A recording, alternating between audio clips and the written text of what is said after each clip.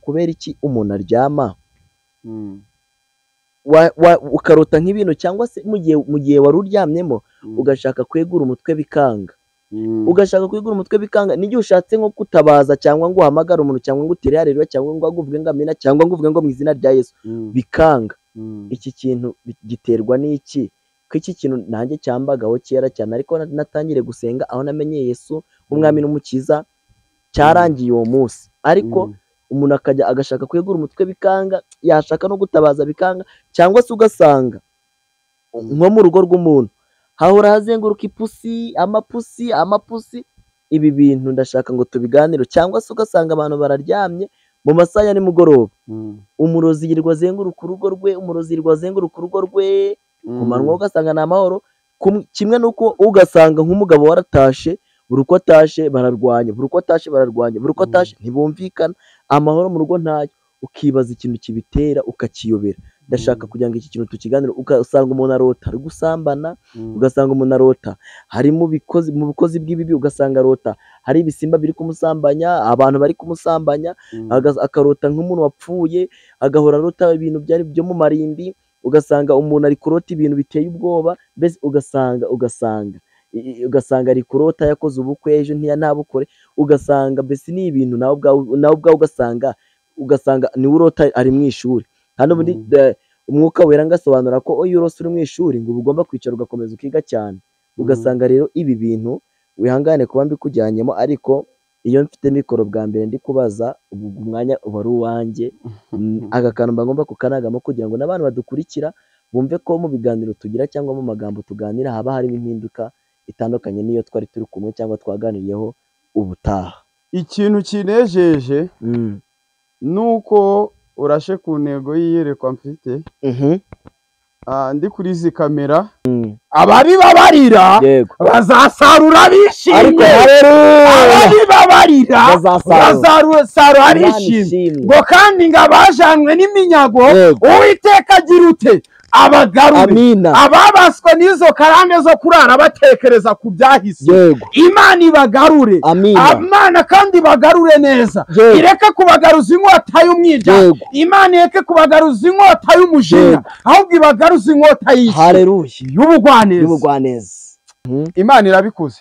Wowe wabuze sheri, ubukwe bwawe bwapfuye kenshi, mu kwezi kwa 10 ugiye kwakira umuntu uza kugukura muri ubwo butayu. Wowe wabuze akazi, ukwezi kwa 10 ugiye kwakira ntuza telefone igiye kugukura muri ubwo bushomeri. Wowe wemerewe abaterankunga, Imana izanye umuterankunga umwe ku buzima bwawe, Imana izanye inshuti imwe ku buzima bwawe, igiye guhindura iki amateka yawe. Iyi minsi uhereye aka kanya utangira usenga amasengesho y'impinduka ku buzima bwawe, senga Imana ibwira ngo mpindura. Haleluya. Wowe wasezeranijwe kuzatembera, Imana igiye kukwakiza viza mu izina rya Yesu. Ibi mbibabwiye atari ukubakomeza imitima, bibabwiye kubera ko bije. Imwakire mu izina rya Yesu.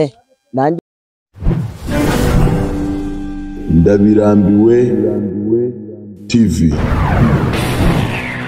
Yes, wahisemo neza gukurikira Ndabirambiwe TV. Reka nkwifuriza amahoro y'Imana ngo akomeze abane namwe. Ngiye muri kumwe na nitwa Nshimiyimana Emmanuel. Tubayeho ku mugambi w'Imana, ntabwo tubayeho ku mugambi w'abantu. Nicyo kidutera kuba tukiri aha uyu munsi. Niyo mpamvu barifatira urugendo, nkifatira umwanya ajya kubashakira abakozi b'Imana, abavugabutumwa, abahanuzi. Uyu munsi rero twagira umugisha n'Imana kutugarurira umukozi w'Imana, umuhanuzi, umuprofete Claude Evangelist. Ariya ni Evangelist. Zamura cyane, haleluya. Burimo cyane, haleluya. Imana ishimwe. Koro, Imana ishimwe. Umeze gute? Undi kubona ameze neza. Ibihe byabaye byinshi mbabaye, ariko uyu munsi umeze neza cyane. Uyu munsi umeze neza cyane kurusha n'indi minsi twahuye. Ubwo ni ukubera icyo ushatse kuvuga iki Koro? Iyo mfite nka 5 mu mufuka numva nyoboye isi. Korode rwose, Imana ishimwe. Koro, karame, kari tumaze iminsi tutabonana igihe kinini, iminsi iciyemo ni myinshi. Mu yandi magambo, muri make nari ngukumbuye. Urebye none ukuntu nje nahengukumbuye, uretse Imana yonyine yagusanga ikabiguhishurira birushije uko ubitekereza. Nanjye nkahita mvuga ni kabisa Claude bikomeye cyangwa byo rero tugomba kugira gute kubonana cyane. Cyari kibaye igihe kinini cyane n'abantu barimo gukumbuye aha ngaha manzi n'abapepero n'abasuhuza. Abantu bari bankumbuye ndabasuje cyane mu izina rya Yesu. Amen. Mwami Yesu abahereza umugisha. Yego. Na kubw'ubwitange n'umurava n'urukundo mwatugaragarije. Yego. Byo kudukurikirana. Kandi abagiye badusabira ngo Imana idushigikire muri aya mavuta. Yego. Namwe Imana ishigikire kwifuza kwanyu. Yego. Kandi uyu munsi ubwo twongeye kubonana ibyari bibosha imitima yanyu Imana ibiziture mu izina rya Yesu. Amen. Yes koro mbere na mbere sinyatsimbuka aka kantu kumuvuga butumwa cyangwa ko umuntu dukunze gukorana bitewe nuko namubonye wambaye neza cyane kuva hasi kugera hejuru, agashati keza, ipantaro ni sawa, bese wambaye neza, niyo mpamvu nawe bifitiye kamorali. Ibi bintu ni Yesu wabikoze, none ngo turanezerewe. Yes. Niyo mpamvu uyu munsi wanezerewe nawe. Yego. Kandi burya gukorera Imana mbere yo kubwira Imana cyangwa se kugira ngo ubone icyo uzabwira abantu ngo izabagirira neza, banza kuyisaba kukugirira neza. Yego. Kugira ngo ikwatse cyangwa se yatse mugenzi wawe urayisaba ikabanza yakumurika. Yego. Nibyo yakoze. Iyo usengeye n'abandi usa neza nabo baravuga ati yamuhereye imugirira neza, ntabwo yakwirengagiza twebwe. Kandi ibi byose biva mu mirimo ishigikira umurimo w'Imana Imana iba yaraduhaye gukora. Yes, Claude uyu ni umukozi w'Imana, uyu ni umuvugabutumwa, uyu ni umuhanuzi, ni umubwiriza butumwa bwiza bwa Yesu Kristo. Rero niyo mpamvu mba nafashe uyu mwanya nkavuga reka muzana tuganirize atubwire icyo Imana yamushize ku mutima. Birashoboka ko hari message Imana yaba yamutumye kuri wowe udukurikiye, birashoboka ko hari ubutumwa bwiza Imana yaba yamushize ku mutima ashaka ko kugezaho, birashoboka ko ari amagambo menshi Imana yaba yatumye Claude kuri njyewe, ku bakunzi cyangwa se ku muryango wa Ndabirambiwe TV, cyane ko twebwe iyo twakoze ikiganiro gutya cyangwa ivuga butumwa nk'iri koroni nkaho tuba twateranye cyane, tuba twateranye, hari njyewe mba nateranye, hari wowe uba wateranye, abari hanze baba bateranye n'abadukurikiye bose. Ngo kera abana b'Imana barateranaga bahamagara Imana ngo yabona abarengeje umubare w'abantu 3 yukururuka ikabana nabo. Bishatse kuvuga ngo twebwe tunarenze uwo mubare kuko views zonyine zita zibigaragaza kuko tuba turengeje umubare w'abantu 3 byonyine. Nyuma y'iminota 5 uhita ubona abantu bari bagukurikiye mwafatanyije gusenga. Umunota umwe ikihagera uwa mbere aba yabibonye. Kandi ngo waje mbere n'uwaje nyuma ngo bose bagabane kimwe. Bivuze ngo nawe uheshejwe mu murimo w'Imana. Hari abaje mbere batanga abandi gukanda subscribe, ariko nawe uje nyuma udukurikiye aribwo ikiganiro kikugezeho cyangwa aribwo bwa mbere tubonye, nawe ntabwo uje nyuma, ahubwo ntabwo uje mbere, ahubwo uje mu bandi. Kandi ijambo ry'Imana avuga ngo hari abaje mbere n'abaje nyuma mwese mugabane kimwe. Ubwo rero nawe nta yindi nkunga wadutera usibye gukanda subscribe kugira ngo ibiganiro byacu bijye bikugeraho umunsi ku wundi biturutse ahangaha, kandi ujye ukomeza kubana natwe umunsi ku wundi biturutse mu masengesho dukomeje kugenda dusenga. Hanyuma koro umeze neza? Ariko ako kantu bagakuye ngo koro meze neza cyane. Yego. Kandi n'isurira bigaragaza ko meze neza cyane. Kandi ariko koro ndashaka ngo tumanze tuganireho iki kintu ho gatoya. Kubera iki umuntu aryama? Iki kibazo ndashaka ko tukiganiraho, ndashaka ngo tujye dufatanya mu gusobanura ibintu byinshi. Nibizajya bitunanira ndashaka ko abantu bo bajya muri comment bakadufasha, nabo byabananira twebwe tukibariza Mwuka Wera tuyobora koko akaba ari uza kudusobanura, cyane ko ibiyobeye abantu cyangwa bituyobeye nta wundi bidushoboza, nta wundi bidufasha usibye Mwuka Wera wenyine, kuko ari ufite ubwo bubasha n'ubwo bushobozi. Ni ukubera iki umuntu aryama ukarota nk'ibintu, cyangwa se mu gihe wari uryamyemo ugashaka kwegura umutwe bikanga, n'igihe ushatse nko kutabaza cyangwa ngo uhamagare umuntu cyangwa ngo utere haleluya cyangwa ngo aguvuge ngo amina cyangwa ngo uvuge ngo mu izina rya Yesu bikanga. Iki kintu giterwa n'iki? Ko iki kintu nanjye cyambagaho kera cyane, ariko natangire gusenga aho namenye Yesu nk'umwami n'umukiza cyarangiye uwo munsi. Ariko umuntu akajya agashaka kwegura umutwe bikanga, yashaka no gutabaza bikanga, cyangwa se ugasanga nko mu rugo rw'umuntu hahora hazenguruka amapusi. Ibi bintu ndashaka ngo tubiganire. Cyangwa se ugasanga abantu bararyamye mu masaha ya nimugoroba umurozi yirirwa azenguruka urugo rwe, umurozi yirirwa azenguruka urugo rwe, ku manywa ugasanga ni amahoro, kimwe n'uko ugasanga nk'umugabo waratashe, buri uko atashe bararwanya, buri uko atashe bararwanya, buri uko atashe ntibumvikana, amahoro mu rugo ntayo, ukibaza ikintu kibitera ukakiyobera. Ndashaka kugira ngo iki kintu tukiganire. Ugasanga umuntu arota ari gusambana, ugasanga umuntu arota hari mu bukozi bw'ibibi, ugasanga arota hari ibisimba biri kumusambanya, abantu bari kumusambanya, akarota nk'umuntu wapfuye, agahora arota ibintu byari byo mu marimbi, ugasanga umuntu ari kurota ibintu biteye ubwoba, mbese ugasanga ari kurota yakoze ubukwe ejo ntabukore, ugasanga mbese ni ibintu nawe ubwawe ugasanga niwe urota ari mu ishuri. Hano muri umwuka wera ngasobanura ko iyo urose uri mu ishuri ngo ugomba kwicara ugakomeza ukiga cyane. Ugasanga rero ibi bintu wihangane kuba mbikujyanyemo, ariko iyo mfite mikoro bwa mbere ndi kubaza ubu umwanya uba ari uwanjye, aka kantu mba ngomba kukanagamo kugira ngo n'abantu badukurikira bumve ko mu biganiro tugira cyangwa mu magambo tuganira haba harimo impinduka itandukanye n'iyo twari turi kumwe cyangwa twaganiriyeho ubutaha.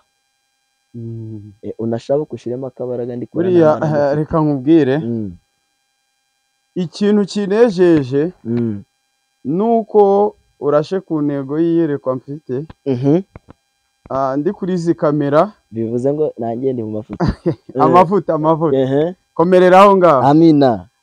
Icyo nzi ni uko hari umuntu umaze iminsi azenguruka uwo musozi wo kurota ari mu marimbi cyangwa yirotera abapfuye gusa. Yego. Imana igiye kubohora.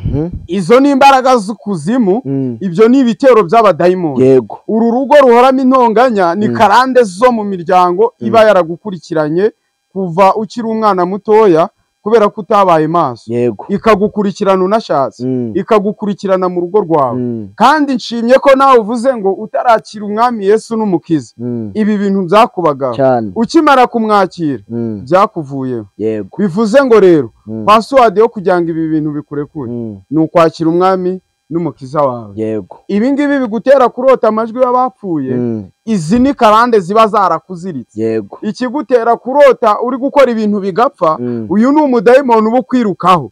Ariko iyo amaje kukuvamo, Yesu amaje kukubatura, ukora ibintu bikemera, ubukwe bwapfuye burazuka, ibyo wakoze bikanga birazuka. Aho watangiraga kurota uri kurota abapfuye gusa uri mu bituro, tangira kurota inzozi nziza z'iterambere ryawe. Yego. Reka nkubwire ikintu kimwe,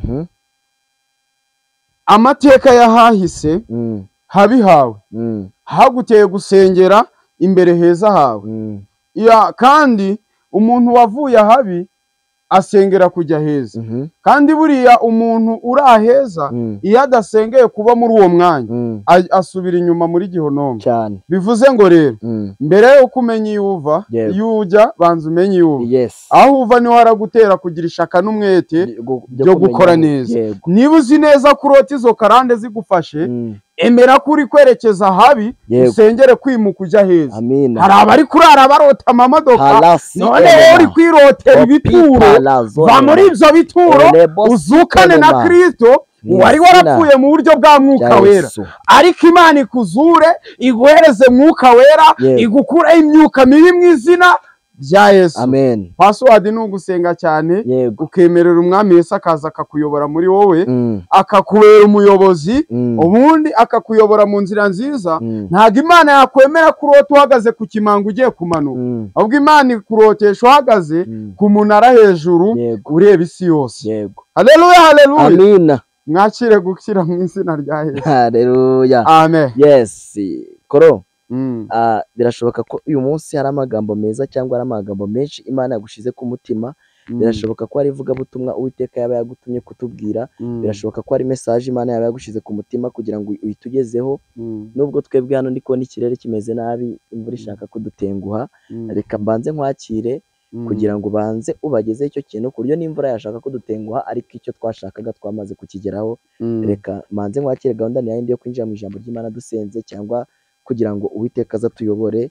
Reka ngiye ngusengere kugira ngo Imana izibane nawe, hanyuma nawe uraza gusoza usengera abantu mu izina rya Yesu. Uwiteka Mana turagushimiye kubw'urugendo waduhaye, tukaba twongeye guhura n'umukozi wawe Claude, tumushize mu mavuta yawe, tumushize mu buntu bwawe, tumushize mu mbabazi zawe, tumushize mu mwanya wawe, tumushize mu butabazi bwawe, tumushize palasi enema, tumushize mu mbaraga zawe. Reka uzubane nawe, reka uzumugire neza, reka uzumutabare, reka uzumurwanirire. Mbaraga z'amavuta mana, mbaraga zo gutwara imana, mbaraga z'umuriro mana, mbaraga zo kugukorera mana, mbaraga zo kugira neza kwawe, mbaraga z'ijambo ryawe, mbaraga zo kwirukana abazimu n'abadayimoni, mbaraga zo gusenya ibicaniro, mbaraga zo kwirukana ibyari byaranze kugenda, mbaraga zo guhagarika ibyari byaranze guhagarara mu izina rya Yesu. Polasini talabo enema, turahamagara imbaraga zawe mu izina rya Yesu. Mwuka wera we, mwuka wawe wera naza muganze, mwuka wawe wera aza muyobore. Iyo mwuka wera wawe yageze ku muntu amuyobora gukora ibyo atatekerezaga no gukora. Iyo mwuka wera wawe yamaze kuyobora umuntu aramuyobora tukabona ineza yawe. Ngamwe mutegeke kuri Imana ikomeye, mirimo n'ibitangaza bigaragara kuri buri muntu wese udukurikiye, tubisabye twizeye mu mbaraga zawe. Amen. Ndabaririmbira ibyo wampfiriye, wankunze mfite ibyaha nararutse, wambonye miki Kristo, ukaza mw'isi ukamfira.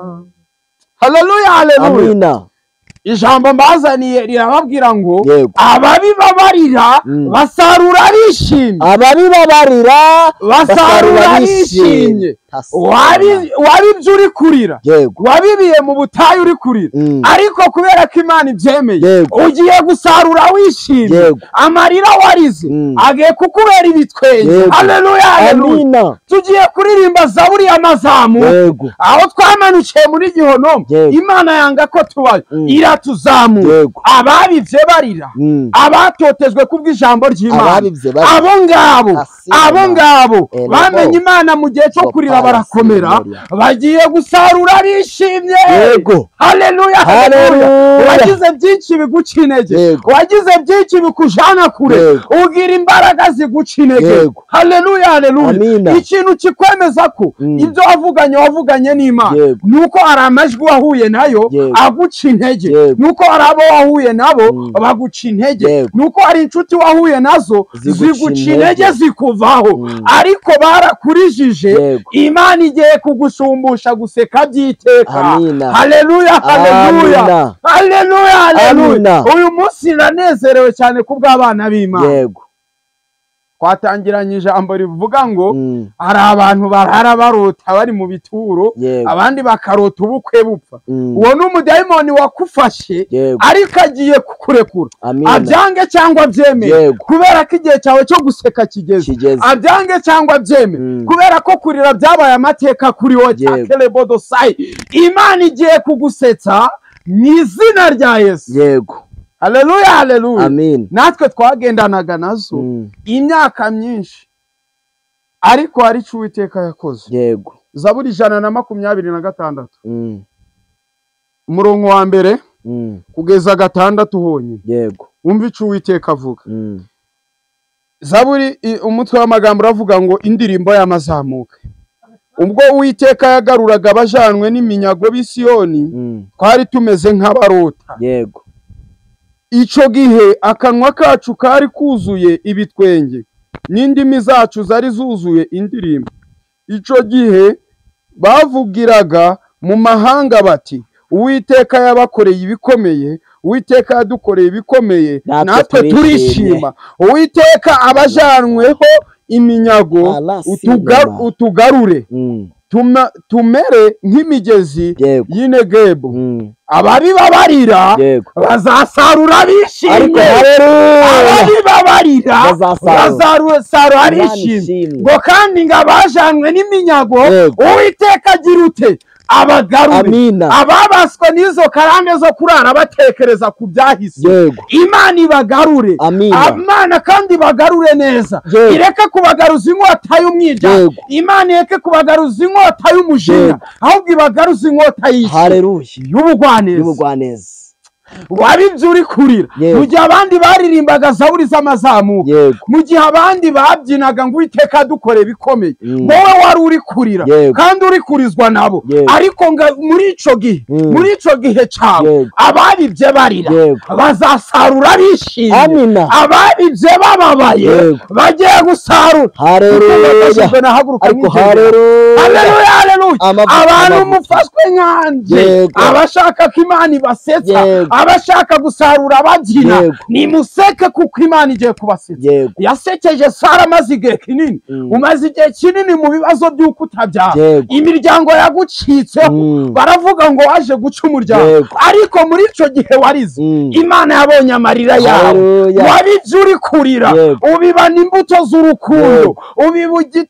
Haleluya. Amina. Wabibye uri kurira ubiba imbuto z'urukundo ugiye gusarura useka. Abagusetse bagiye kurizwa n'igitangaza Imana igiye gukora. Abakurwanyije bagiye gutangazwa n'ikintu gikomeye Imana igiye kukugarukaho. Wabibye uri ngo Uwiteka dukoreye ibikomeye ngo natwe turishima. Uwiteka yadukuye kure natwe turamuhimbaza. Uwiteka yadukuye mu tubyiniro aduhereza kumubyinira mu nzu y'Imana.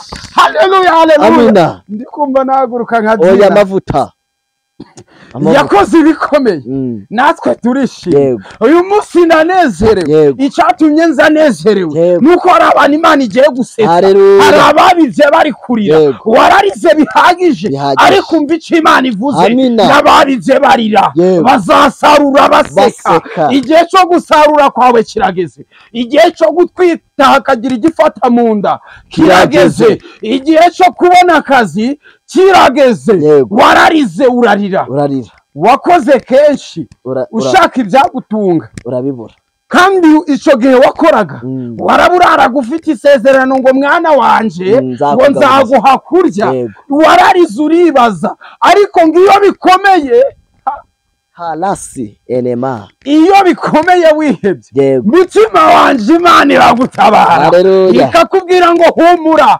witinya. Imana ikwibutsa amasezerano Imana ikwibutsa amarira warize kugira ngo iguhereze kubiba uri guseka mu izina ryande rya Yesu.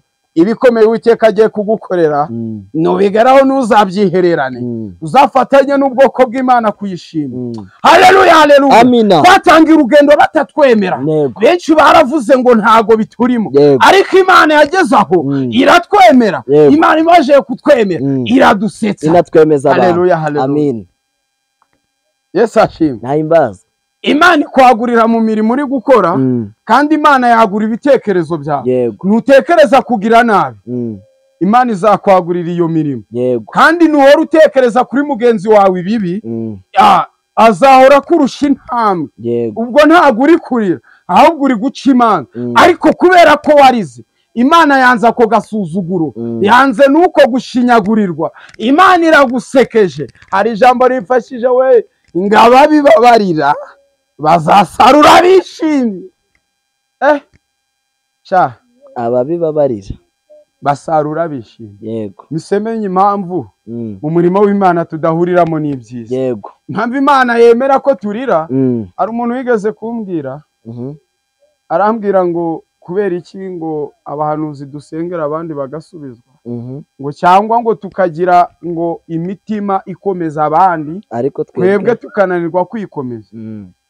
Ndangije ndamubwira ngo bamwe yabahaye kwitwa abana b'Imana abandi abahereza kuvuga ubutumwa abandi bahaguhanura abandi bahagukomeza abandi bahakurundura ntago byose yabimpera rimwe. Impamvu Imana igomba kumereza kudashobora kwihangana nukugira ngo n'abandi bafite uwo muhamagaro tuzahure banyibutse ko nkomeza abandi ibyo binkomeza ntakomeretse sinakomera kandi cyatumye ukomereka kwari ukugira ngo ukomere mu minsi iri imbere. Umunsi sinshaka gutinda kubera ko n'Imana ntago ishaka gutindije kugusubiza. Nimwakira ijambo ry'Imana. Amen. Dekada ariko korode abwi wabingorana ukuri kw'Imana. Uyu munsi ngo nagushaka gutinda ntabwo nshaka gutinda ku bintu by'abantu kubera ko Imana yabitanze nayo ntabwo ije gutinda ije kubasubiza. ubwo bivuze ngo uko udashaka gutinda ni nako Imana idashaka gutinda mu bisubizo by'abantu. Imana yatinze kuri bo itinda kuzana ibisubizo byayo, nta nubwo yantuma gutinda kubibabwira kubone ko mwatindanye nabyo cyane. Yambwiye ngo mbabwire ngo byaje vuba takrebodosayi, abari baboshwe mubohoke vuba mu izina ryande rya Yesu. Ukwezi kwa 10 mu mezi y'ikinyarwanda bakwise ukwezi kukwakira. Mugiye kwakira byinshi niko Imana ivuze. Reka nahe rwose koro ni cyo kintu kimwe uri kumva kiri ku mutima wawe nanone kidatinze koko tugiye kwakira bitewe nuko nuvuze mu kwezi kwa 10 no kwakira kwezi kwa 10 tugiye kwakira kimwe uri kumva wabwira abantu. Birashoboka ko ari message imwe wabwira abantu hanyuma tugahita twinjira mu mwanya wo gusengera abantu dukurikiye. Ngiye gutanga message imwe yego, ariko iyi message imwe iragenda ifite abantu barenga 100 kuri buri muntu. Abafite ibizamini mu kwezi kwa 10 wari uri kurira, Imana icinzira ugiye kubona perime yawe. 7 karahagije ku mugabo, urumva Imana irabikoze. Wowe wabuze sheri ubukwe bwawe bwapfuye kenshi mu kwezi kwa 10 ugiye kwakira umuntu uza kugukura muri ubwo butayu. Wowe wabuze akazi ukwezi kwa 10 ugiye kwakira ntuza telefone igiye kugukura muri ubwo bushomeri. Wowe wemerewe abatera nkunga, Imana izanye umutera nkunga umwe ku buzima bwawe. Imana izanye inshuti imwe ku buzima bwawe. Igiye guhindura iki amateka yawe. Iyi minsi uhereye aka kanya utangira usenga amasengesho y'impinduka ku buzima bwawe. Senga Imana ibwira ngo mpindura. Haleluya. Wowe wasezeranijwe kuzatembera, Imana igiye kukwakiza visa mu izina ryande rya Yesu. Ibi mbibabwiye atari ukubakomeza imitima, bibabwiye kubera ko bije. Imwakire mu izina rya Yesu. Nanjye ntatinze rero bitewe nuko nanjye naciye mu buhanuzi cyangwa mu bagiye gutabarwa cyane. Hita utanga nimero yawe kugira ngo wakiyumvamo cyangwa yakumva ubwo buhanuzi bwe, bikaba ngombwa ko ashaka kubwumva neza bitewe n'umwanya waba ufite cyangwa bitewe n'ukuntu washaka ko musengana. Si byemewe ko umuntu yaguhamagara ukamusengera cyane ko na benshi nagiye ntanga uciyeho nimero yawe bagiye bavuga ko basengera kandi wanabashize muri groupe yo gusenga mukaba munasenga ngo kandi bikagenda neza. Reka utange ya nimero nanone usanzwe utanga abantu bakumenyereyeho kugira ngo hagize wakwifuza gusengana nawe cyangwa yaguhamagara ukamuhumuriza mu buryo bujyanye n'ijambo ry'Imana, bikaba byemewe. Ni Karima nigwereza umugisha Claude wacu cyane. Rero reka mbwira aba bantu, yego, muntu wiyumvise muri ibi byiciro byose mvuze, yego, ntutaruke iyi nimero utayihamagaye. Hari impamvu Imana yitanze. Yego, sinjya nkunda kuvuga iki kintu. Hari impamvu Imana ivuze ngo mbanze mbabwire iki kintu. Yego, uraramuka ubitarutse umenye ko usimbutse ukwezi kwawe ko gutabara. Uramuka ufite iki kibazo twavuze muri aya masengesho ugataruka iyi nimero utayihamagaye, ufite ibindi bibazo biraba bikwirukanka inyuma. Hari ibiraba biri kubuza umugisha wo gutambuka. 078 yego, 76 21 yego, 983 gisubiremo. Kuba ari hanze ubanza agasaraba 25 0 7 yego, 8 7 6 yego, 9 8 3. Amina. Inshuti zanje ndabasuhuje. Yego, n'umuntu uzi ko ari inshuti yanje twitirana wankomerekeje muri iyi minsi. Yego, ndabimubwiye ndi kuri izi kamera. Imana imugereye imusange. Nudaca bugufi Imana iraje gukorera ikintu kigiye kukuriza. Mbivugiye aha ngaha nanze kumuhamagara ngo mbimubwire. Imana igira uti ubwo ako kantu uvuze gashatse kuvuga iki koro? Buriya rero reka nkubwire. Nageze ku musaraba maze mpabwa izindi mbaraga, ubwo Yesu yaramaze kuhamena amaraso, umutwaro wanjye waraguye. Mpamvu mbivuze nuko uwo muntu nimero yanjye yayikuye aha. Yayikuye maze bigenda ute? Kuko ngiye mba nshaka kumenya impamvu. Ni ukuvuga ngo rero abaza batubwira ko baje gufatanya natwe gusenga ntago ari kari wo mugambi baba bafite. Hari ababa baje kugenzura impano za, hari ababa baje kutuneka, ariko ibyo washakaga kuneka yarabibuze. Ikindi icyo yashakaga guhura naco namuhuje naco nafatireho. Yego. Yes, reka twinjire mu mwanya wo gusengera abantu badukurikiye. Ubwo ibyo ngibyo nge sinabimenya. Gahunda nayo ndi gusengera abantu badukurikiye, abari mu bitaro, abafite ubushomere, abari mu ikode, abarushe n'abaremerewe, abantu bari mu bihugu byo hanze bitandukanye. Reka dufate aka kanya tubasengere kugira ngo Imana yo mu ijuru ize ibane nabo. Ni karibu koro basengera Imana igumugisha. Imana ishimwe. Mana Data mu izina rya Yesu, uri Imana igira neza, Imana ivuga bikaba, wategeka bigakomera, izina ryawe nirishimwe. Uyu mwanya twari mu mwanya Data w'ijambo ryawe, ushimwe kuko hagararanye natwe. Takile bodo sayini lantumene dotaye. Nsengeye abantu bose bari mu makode, ubakure muri aya makode, kandi nsengeye abantu bamaze iminsi bari mu ruzerero rw'urukundo, bahitiremo kuko urabishoboye. Ababuze amahoro bahaza amahoro yo mu mutima, abari kubabarira mu bitaro bagereho, abari mu nzu z'imbohe, abashaka gukizwa nawe bose Data, abaje bagutakira, abaje bakwiringiye, nubahereza umugisha kandi ubahereza imbaraga. Abadashoboye kwihanganira ibibagerageza ubateremo umutima wo kwihangana. Sabiye umugisha Data badusuye umunyamakuru umusore wacu Emi Data, tumusabiye umugisha utagabanyije kubw'umurimo wawe akora. Numwagurira imbago nkuko azaguriye Abesi, numukomereza amaboko. Mwami mu izina rya Yesu ukomeze umwongerere byinshi byo guhugura ubwoko bwawe. Akerebodo sayini lantomene dotaye. Urakoze kuko wari uri kumwe natwe. Wakoze kuko ugendanye nawe mu izina rya Yesu none n'iteka ryose. Amen.